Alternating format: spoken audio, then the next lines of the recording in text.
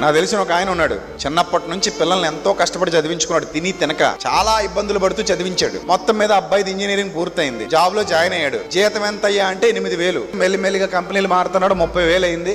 6 ఏళ్ళు అవుతుంది ఇప్పటికే. ఈ 6 ఏళ్లలో ఆ అబ్బాయి ది బెస్ట్ కంపెనీలో ఉన్నాడు సాఫ్ట్వేర్ ఇంజనీర్ గా. యాన్యువల్ ఇన్కమ్ ఎంతో తెలుసా? 50 లక్షలు. నిజం నేను చెప్పేది. వాళ్ళ కళ్ళతో సరిగ్గా ఎప్పుడు ₹1,00,000 చూసిన జీవితాలు కాదు వాళ్ళవి. అంతటి హీనమైన స్థితిలో బతికారు వాళ్ళు. అంత కష్టాలు అనుభవించి కన్నీళ్లు దిగమింగుకుంటూ బిడ్డను చదివించుకున్నాడు. ఇప్పుడు ఆ బిడ్డ మంచి పొజిషన్కి వెళ్ళాడు. సంవత్సరానికి 50 లక్షలు అంటే ఇంకా వాళ్ళ అమ్మ నాన్న కూర్చొని లెక్కెట్టుకోవడమే. ఏమనాలి ఇప్పుడు దాన్ని?